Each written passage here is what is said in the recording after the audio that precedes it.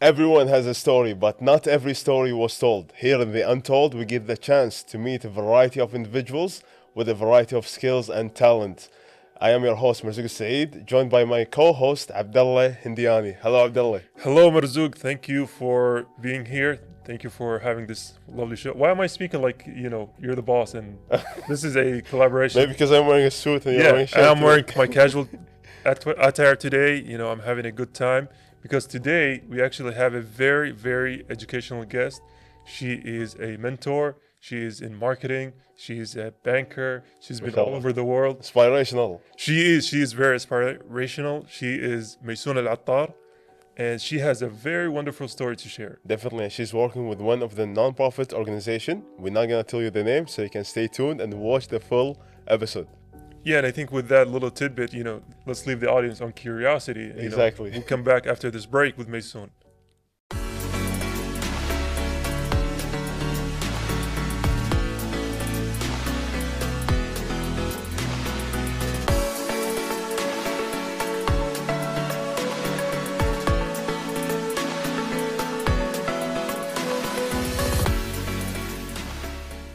Are leaders made or they are born? Welcome to the show, The Untold. And today we have a special guest who are inspirational leader. She empowered a lot of youth over many years. And we are so glad to have her here. Thank you very Welcome, Maysoon AlAttar. Thank you so much. Thank you for having me. Definitely. How are you doing today? Great, alhamdulillah, excited. Mashallah, everyone see you, they think they are like born a leader. So is that true? Or the leaders are made? No, I don't think, I understand that naturally some people have their personality, Yeah. اللي هو like it comes from them or genetics or like the household that they're brought up in, their education system. But I think any person can be molded into a leader. I think everyone has a leadership characteristics in them. I think just not everybody has the opportunity to uncover them Yeah. as they go through life. I think we kind of just got way ahead of ourselves. So let's start from the beginning though. All right. Yeah, you're a mentor, you're in marketing. So how would those define you, or how did you get into those? How did you, basically introduce yourself? All right. So originally, I did my bachelor's degree in commerce. So I studied marketing and economics. I double majored, and I had a scholarship for economics. Okay. But when I went to the university, they told us that we have to double major. So I was like, I had to. Yeah, the university there. Double major though. It's like you're studying two things at once. Two things at the same time. So part of the course is that you had to double major. So I was like, what's the opposite of economics? Like economics is very theory and very, heavy built. I was like, how can I get something more creative? So I decided to choose marketing even though I didn't really understand what it was. Because you can't market economics, right? Money doesn't need marketing. No, it does. Everything is connected. Everything is connected. But I'm just like personality-wise, I'm more into the marketing side. I found out. Even my lecturers used to tell me like, "Why are you studying economics? You're such a marketing person." And how do you say the difference between those, like for someone who doesn't really understand those? No, in the beginning I didn't, but as I went through, I started to understand. Like I was so thankful that I ended up studying marketing with economics because, to be honest, economics is very useful, but it wasn't my personality. So I was, I أقول الحمد لله من Allah, and I had to choose both. And then I decided to go into the marketing field instead of economics. Yeah. Yeah. So I think where I'm kind of lost in the mix is that how did you choose one or the other? I know you said you wanted the opposite, but I'm taking the consideration as a career choice. As a career choice, so I was lucky enough that while I was studying, I had joined ISEC, which is the organization that I'm part of. And when I was studying marketing and I was working with ISEC, and I was 19 years old, so like I was working at a What's very ISEC though, for those who don't know? Especially me, because I don't know what you that have no is. idea what it is. Okay, so ISEC is the world's largest youth-run organization. Oh, okay. But we focus on developing leadership in youth. Okay. All right. And so I had joined this organization randomly, but like the way the organization works is you get put in a department, just like a company, and it's basically a training program for youth to experience the kind of company-like environment. But it's not just workshops. It's like you're an employee of a company. They actually give you the job and the responsibility. With like people from Exactly. diverse groups. Exactly. It's like hands-on. very practical, very hands-on. And it's extremely. What happened was everything that I was learning in my courses Okay. in marketing and economics, I was implementing during Isaac. with Yeah. Isaac, exactly. So Sometimes. I would go back to class and I'd be like, this didn't work, this didn't work. How can I do It's like this? your own testing playground. Exactly, Yeah. exactly. Very wonderful. Exactly. So to answer your question, that's kind of how I noticed. And no, I think marketing is more of my personality and more the career choice. Yeah. Because like when I tested it out, I realized that no, marketing is my thing. Even though now I had a career shift from marketing into sustainability and ESG, which is environment, social, and governance. Okay. So I had a recent career shift, but still I enjoyed marketing very much. That's really wonderful. And when I was looking at like your Instagram profile, especially with Isaac, it seems like you are with diverse group, and I know this need like communication skill. So maybe like how did your communication skill kind of shape like in Kuwait and different countries when you study abroad? So communication I learned throughout my experience, like you said, whether it's working with different Diverse group. diverse, but here's the thing, like I think we have a very wrong misconception in that diversity is about nationality. Yeah. But it's not just about nationality or Different religion people, or basically. exactly, like different mindset, different personality, different ideas, different leadership styles or working styles. Okay. So some people they get a lot of things done, but they're procrastinators. Oh, yeah. And some people get a lot of things done and they achieve a lot, but they like to plan in advance. We tend to have a misconception that one is wrong and one is right. But then you realize sometimes the person procrastinating achieves more. Yeah. Right? Like two approaches for the same thing. Exactly. Yeah. So even diversity in these kind of things became something that we learn. And so when you're talking about communication, it was really challenging in the beginning, but now it's become more of a nature Flexible. to exactly flexible, just to say like, listen, it's okay, this person has their way, if it's not your way, it's fine. Yeah. How can you learn more, how can you understand better, and so even communicating when people feel like you're not rejecting them, communication becomes much easier. Be Right. democratic kind of. Exactly, more democratic. And I think we also may become يعني مجتمع شوية إنه we feel like we always have to be judged. Yeah. So when we're It's saying, okay that we can have subtitles on we this can- shit. Yeah. It's okay. It's not- sorry. Yeah. But like, we come from a community that like we're constantly judging. So the idea is more that when people are like, oh, this person's not judging me, they're not labeling me, they tend to get very comfortable and it's much easier to communicate open with up. them. Exactly. And I think like dealing with communication also like we need a great leadership style. So before like joining Isaac, what kind of was Maysoon's style in terms of leadership? Was she like the autocratic, only like I say whatever it is, or was she like kind of democratic with people? So I never ever saw myself as a leader. Before. Never. It was never Interesting. my thing. When Okay. I was in high school, I was only caring about like sports and music. Yeah. That was my thing. So anything related to student council and joining other Like let organizations. other people take care. It wasn't my thing. Joining ISEC was in the beginning. It was against my will. kind of Against your will? my friend like grabbed How me come? Yeah. because my friend Here, came come and do just- some good things. Exactly, Yeah. yeah. She was like, let's go see what this is, and I was like, no, this is not me. But as I went through ISEC, to be honest, I discovered so much about who I was and so much about the potential I had that I didn't know I had.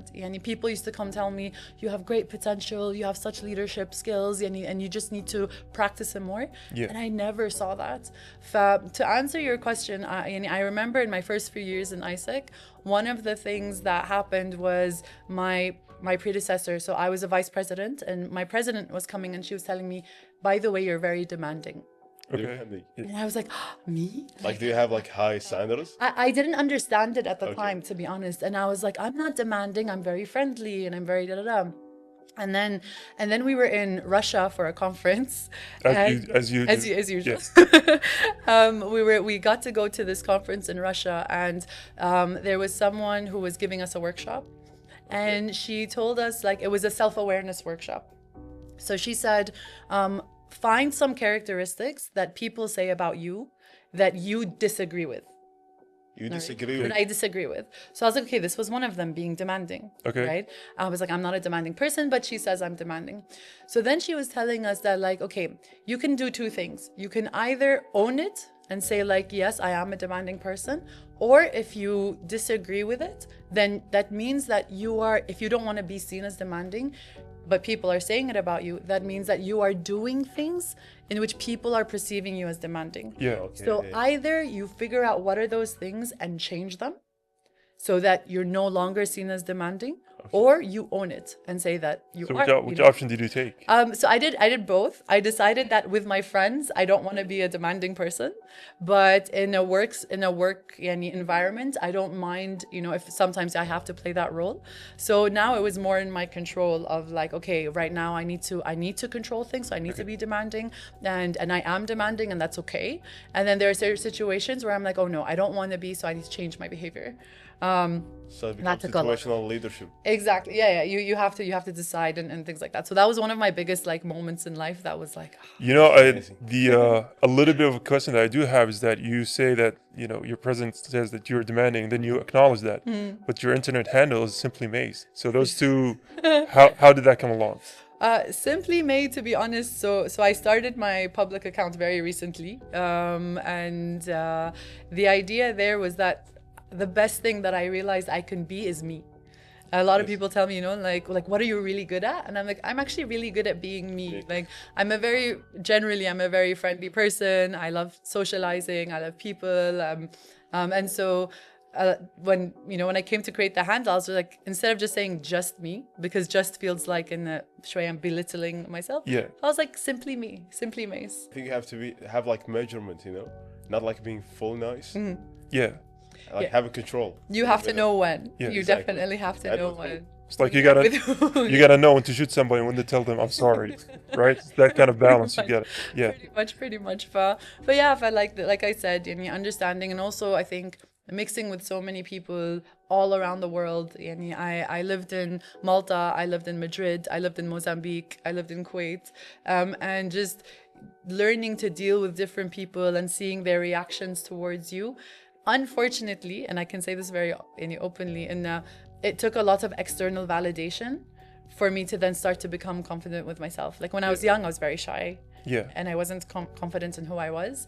But when I started to see, like, you know what? Like, I'm actually a nice person. Yeah, I'm a good person. Because a lot of people underestimate the power of positivity and good word. Yeah. Exactly. And how much it's going to have an impact on you and yourself. Yes. True. Yeah. True. Dealing with like a number of people around the world, globally, was there something that kind of changed your approach? Like you found like a key major in communication?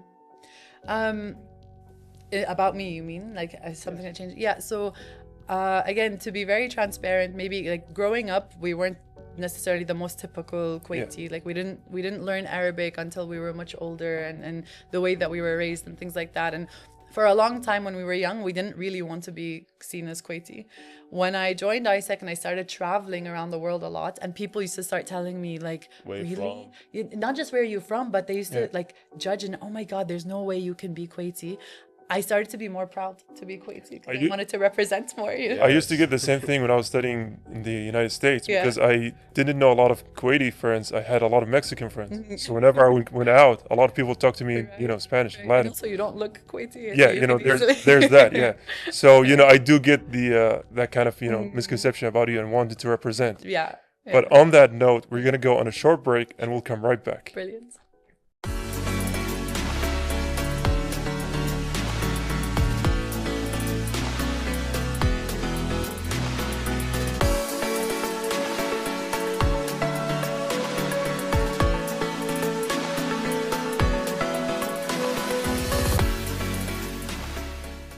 And we are still continuing our episode with our amazing guest for today, Maysoon AlAttar. Hello, Maysoon. Hi again. Maysoon, could you please tell us more about ISEC, like the definition, what it stands for? So ISEC is originally a French acronym, which stands for Association International Students for Science, Economic and Commerce. But because the organization was founded in 1948, so it's 77 years this year. It's kind of old. It's very old. It's ancient. It's quite old. And it's global, so we're currently in 105 countries. So we don't really use that long form anymore. We just say ISEC. And the organization is to create practical opportunities for youth to practice leadership development in different ways. Okay. So Amazing. the main two ways actually, so we have like a training program where when you join ISEC to become a member, you're treated as an employee basically, like a simulation of an employee, let's say, where you're put in a department. But the beautiful thing about it is that every role is 1 year. So that means that when you come in, let's say you're put in marketing, finance, legal, external relations, whatever it is. And then after, let's say 6 months to 1 year, we say, okay, you're comfortable, you learned, now apply for a team leader role. So do you mainly work with youth or? Yes, Okay. 18 to 30 years old. So you can imagine being 18 or 19, and then now someone's telling you now, so you practiced a little bit, now become a team leader and manage a team. After 1 year, let's say 6 months of 1 year of team leader, apply for vice president, apply for president, and you continue going up the ladder. So you can imagine that this year, the president of ISEC International, who is responsible for 105 countries and over 20 or 30,000 members, is 26 years old. Wow, that's Okay. really a large Right? number. It's I'm a just lot. kind of curious. Like when you first meet with those students, what kind of like how do you start the meetup?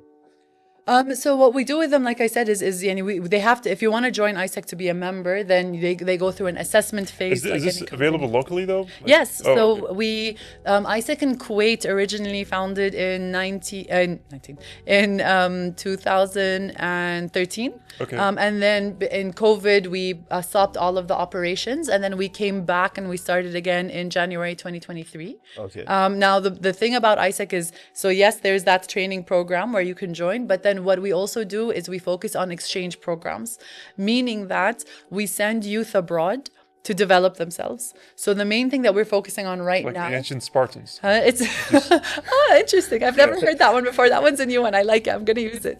What we do is we send people. So the main program we're focusing on right now is called Global Volunteer. Now imagine again that you are around 18 to 30 years old, okay? And we're telling you that you're going to travel abroad to one of our 105 countries. But number one, we don't do group trips.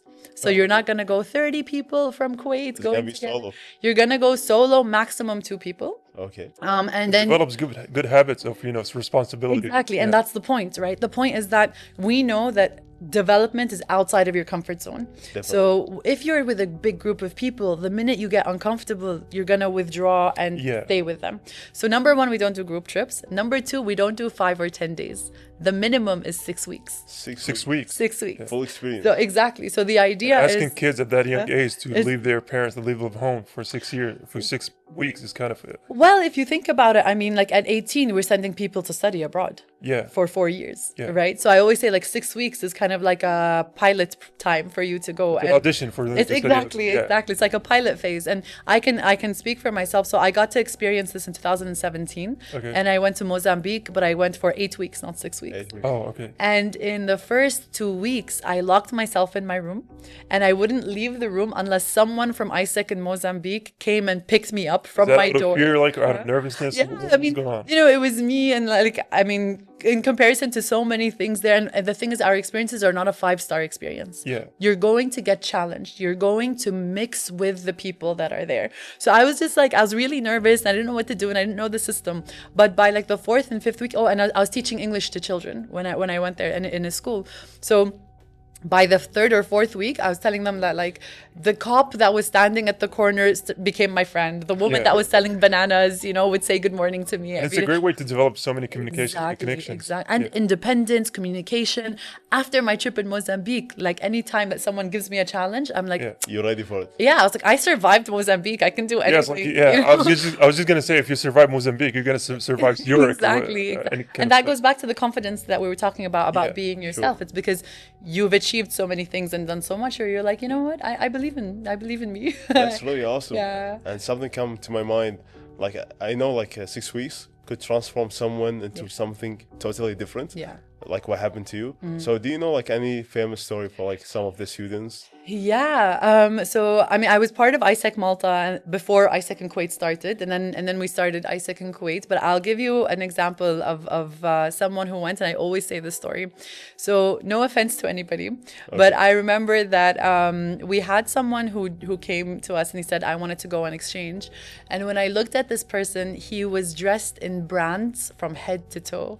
So branded shoes, shoes, like expensive brands, right? Branded shoes, shorts, glasses, He's gonna shirts. be a leader of Vogue magazine. Everything, yeah, like Yeah. and that's fine. I mean, I don't judge or anything, but I was just looking at him, I'm like, how are we gonna send this person on exchange? Like we're not a five-star experience.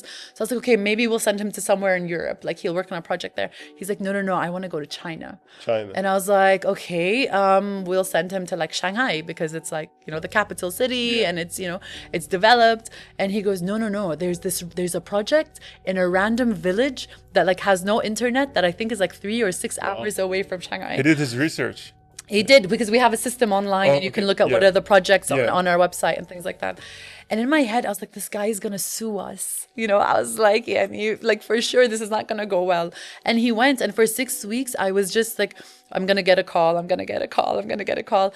And he came back. And I remember when he came back, he looked at me the first time we met and he's like, Maysoon, imagine we were taking a shower every day with buckets of freezing cold water. Yeah, that really changes the life perspective. Yeah, and the thing is, when he was telling me this, he was smiling. Smiling. So for me, I was like, there's something wrong, right? Because like you're smiling, but you're telling me this.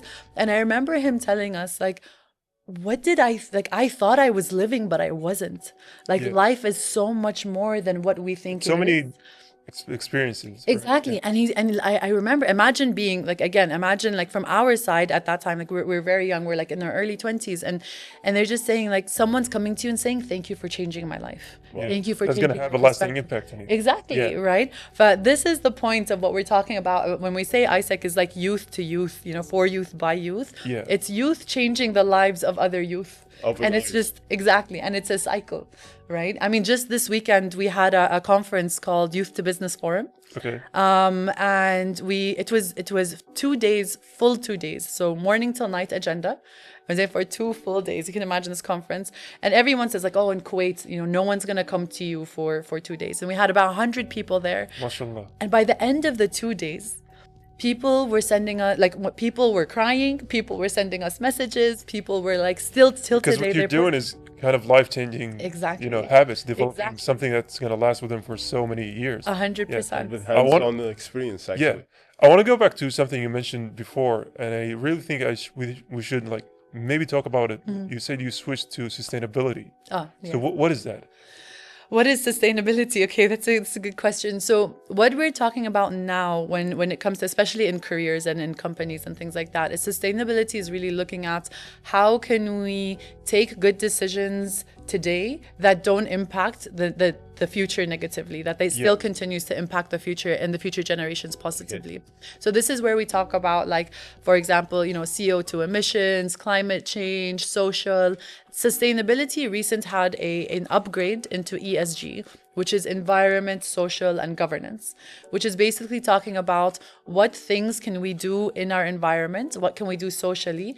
And when we talk about governance, we're talking about, like, for example, as a company, in our laws, in our policies, in our procedures, how can we make sure that we're becoming more sustainable? So that's why, sorry, go ahead. No, I was going to say, what made that decision of change for you?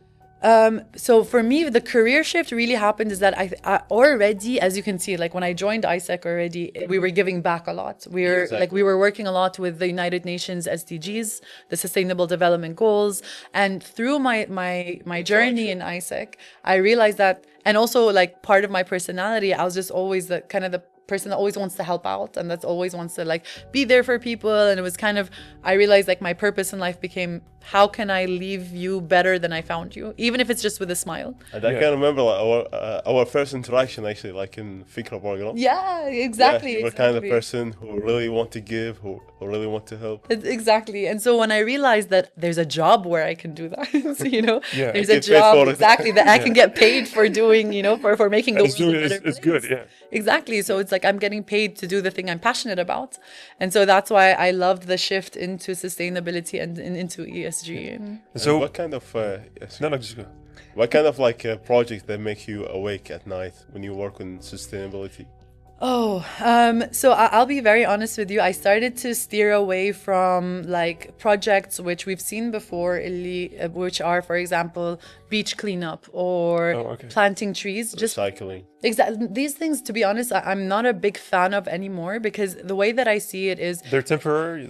they're temporary. It's not really sustainable, right? Kind of repetitive, right? Exactly. And not just repetitive. I call them unsustainable sustainability projects, right? Unsustainable. Because you're cleaning the beach, and then the next day or in a week, Other people are gonna. the beach is just as Yeah. dirty, right? So instead of focusing, for example, on cleaning the beach, how about we focus not on the cure, but we focus on prevention? So let's talk about education. Let's go to kids and to families and teach them why they shouldn't be, Go to the cleaning up. roots, you mean. Yeah. Exactly, go to the root. Like, and if we compare to cultures abroad, yani, I always look at, for example, Yeah, I was gonna go like Go ahead. the mindset or different approaches between Eastern and Western kind of Yeah. approaches to those kind of things. I'm not even gonna go Western. I'm actually gonna go further east. I'm gonna go to Japan. Oh, right. Japan. And I'm gonna say, like, if you look at the values and the morals of the education system in Japan, and you see why people are like strictly on time, and why, for example, in their education system, students have to wash the classroom before they start class. Not Oh. workers. Right, not the workers. They like the students have to clean up the classroom, so for example, these small things, and if you've lived abroad, Leonie, here maybe in Kuwait, we're used to other people cleaning, but if you ever lived alone, the minute you wash your apartment, you're like, keep it clean, Yeah. nobody coming with shoes on, and you Yeah. appreciate it so much more, right? So it's these small things that I want to say that, like, when I look at, especially for me, the focus is Kuwait. Yani, if everybody focuses on their country, the world will be a better place. And so if I focus on Kuwait, I'm really looking at, okay, when it comes to sustainability, how can I design projects that involve as many, let's say, people and stakeholders as possible for things that we can report on 10 years from now? And it's basically spreading awareness. Right? Awareness, but also taking action. Like, this is the thing. And there's a lot of topics where, like, we know about them, like, we know that we need to keep things clean. It's Like, not yeah. awareness anymore, right? Like, We what need do to you be feel implemented. Find this kind of challenging if you want to implement that vision into Kuwait. What's the challenge, you're Yes. asking? I think just education and awareness, to be honest, and comfort and ta'weed, so getting used to it, right? We're so used to certain things. Habits, I think, is the best way to say Exactly. it. How do we break that habit, and how do we convince people that this is important? Yeah, I think someone said it best, is that change comes from within before the outside changes. Definitely. 100%. And I think on that note, unfortunately, we've run out of time, and that's all we had to say. But do you have like any last words you'd like to share? Any hopefulness? If I was to share anything, I don't know, I would just say, like you said, like, be the change you wanna see, start from within. And I think a big one is, in our culture, is motivate people. Yeah. Yes. And encourage people. If someone has an idea, please be the person that motivates them, even if you think it's impossible. We need to create a more motivating, more positive environment for people to achieve their goals and their dreams. That's very lovely. And I think now a lot of people got inspired and they want to join Isaac. So if you want to join Isaac, you know where to go. Maysoon AlAttar. It was really Simply great made. pleasure to have you here. Yes, 100%. Thank you so much for having me, and it was a wonderful experience. Well, thank you for being with us. Thank you for enlightening us with your journey. MashaAllah, you've been Yes. all over the world. Inspiring as people, much as inspiring, yeah. people around the world. Thank you so much. And that was all of our segment with Maysoon AlAttar for today's episode of The Untold. We're going to take a quick break and come right back.